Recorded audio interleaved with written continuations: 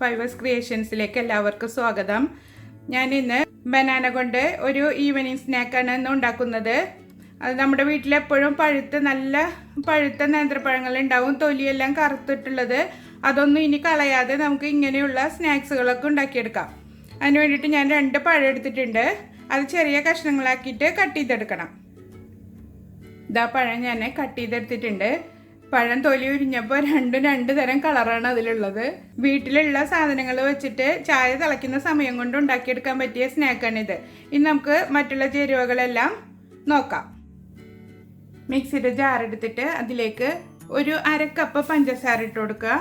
ഇത് നല്ല മധുരമുള്ള പഴമാണെങ്കിൽ 1/2 കപ്പ് എടുത്താൽ മതി, അതല്ലെങ്കിൽ ഇത്തിരി കൂടെ കൂടുതൽ എടുക്കണം. പഞ്ചസാര ഒന്ന് പൊടിച്ചെടുക്കാം. പഞ്ചസാര പൊടിച്ചെടുത്തിട്ടുണ്ട്. അതിലേക്ക് നമുക്ക് പഴം ഇട്ട് കൊടുക്കാം.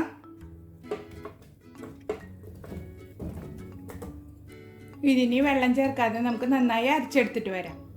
ഇതപ്പോൾ നല്ല പേസ്റ്റ് പോലെ അരച്ചെടുത്തിട്ടുണ്ട്. ഇനി ഇതൊരു ബൗളിലേക്ക് മാറ്റാം. നല്ല ക്രീമി ആയിട്ട് കിട്ടിയിട്ടുണ്ട്. ഇത് നമുക്ക് റോബസ്റ്റ് പഴത്തിലും ചെറുപഴത്തിലും ഒക്കെ ചെയ്തെടുക്കാവുന്നതാണ് കേട്ടോ. ഇതിലേക്ക് നമുക്ക് 1 കപ്പ് മൈദപ്പൊടി ചേർത്ത് കൊടുക്കാം.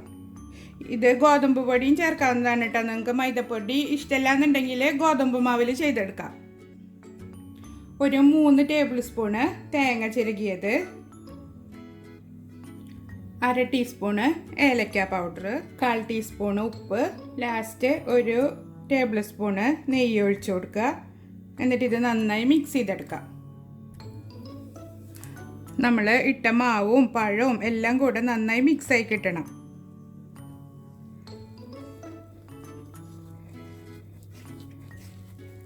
ഇതിങ്ങനെ മിക്സ് ചെയ്തിട്ട് നമുക്ക് ഇത്തിരി വെള്ളം പോലെ ആയിട്ട് തോന്നുകയാണെങ്കിൽ ഒരു 2 ടേബിൾ സ്പൂൺ, അല്ലെങ്കിൽ അതിന് നമ്മൾ തിക്നെസ്സിനനുസരിച്ചിട്ട് അല്പം കൂടെ പൊടിയിട്ട് കൊടുത്താൽ മതി.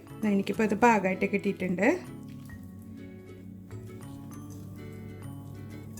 നമ്മൾ പഴം അരച്ചെടുക്കുമ്പോൾ ഒട്ടും കട്ടയില്ലാതെ നല്ല സ്മൂത്ത് പേസ്റ്റായിട്ട് തന്നെ അരച്ചെടുക്കണം. നമ്മുടെ മാവ് റെഡി ആയിട്ടുണ്ട്. നമ്മളിനി ഫ്രൈ ചെയ്യുമ്പോൾ കൈ ഒന്ന് നനച്ചിട്ട് അതിങ്ങനെ എടുക്കുമ്പോൾ ശരിക്കും കിട്ടണം. ആ ഒരു പരുവത്തിൽ വേണം അത് കുഴച്ചെടുക്കാൻ. ഇങ്ങനെ ബോളാക്കിയിട്ട് ഇടാൻ പറ്റണം. ഇനി നമുക്കിത് ഫ്രൈ ചെയ്തെടുക്കാം. ഇത് സോക്ക് ചെയ്യാൻ വെക്കേണ്ട ആവശ്യമൊന്നുമില്ല. നമ്മൾ മിക്സ് ചെയ്തിട്ട് അപ്പം തന്നെ നമുക്ക് ഫ്രൈ ചെയ്തെടുക്കാം. ഒരു കുഴിവുള്ള പാൻ അടുപ്പത്ത് വെച്ചിട്ട് നന്നായി ചൂടാക്കിയിട്ട് അതിൽ ഓയിൽ ഒഴിച്ച് കൊടുത്തിട്ടുണ്ട്. ഓയിൽ നന്നായി ചൂടായതിന് ശേഷം മീഡിയം തീയിലേക്ക് മാറ്റുക. അതിന് ശേഷം വേണം നമ്മൾ ബോൾസുകൾ ഇട്ട് കൊടുക്കാൻ. ഇനി കൈ ഒന്ന് നനച്ചിട്ട് ബോൾസ് ആക്കിയിട്ട് ഇട്ട് കൊടുക്കുക.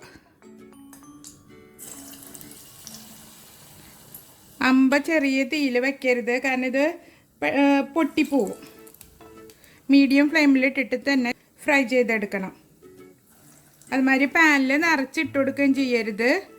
നമ്മൾ അങ്ങോട്ടും ഇങ്ങോട്ടൊക്കെ നീക്കുമ്പോൾ അത് പൊട്ടും. ഇപ്പോൾ 4 ഇട്ടിട്ടാണ് ഞാൻ ഫ്രൈ ചെയ്തെടുക്കുന്നത്. അങ്ങോട്ടും ഇങ്ങോട്ടും ഇടയ്ക്കിടയ്ക്കൊക്കെ ഒന്ന് മറിച്ചിട്ട് കൊടുത്താൽ മതി. ബനാന ബോൾസൊക്കെ ഫ്രൈ ആയി വന്നിട്ടുണ്ട്. ഇനി നമുക്കിത് കോരി മാറ്റാം. ഇതേപോലെ തന്നെ ബാക്കിയിരിക്കുന്നത് നമുക്ക് ഫ്രൈ ചെയ്തെടുക്കാം. ഓയിൽ നന്നായി ചൂടായതിന് ശേഷം തീയോ കുറച്ച് വെച്ചിട്ട് വേണം ഇട്ട് കൊടുക്കാൻ. അതുമാതിരി ഒരുപാട് ഷേപ്പൊന്നും വേണമെന്നില്ല. അത് ഫ്രൈ ആയി വരുമ്പോൾ തനിയെ ഉരുണ്ട് വരും.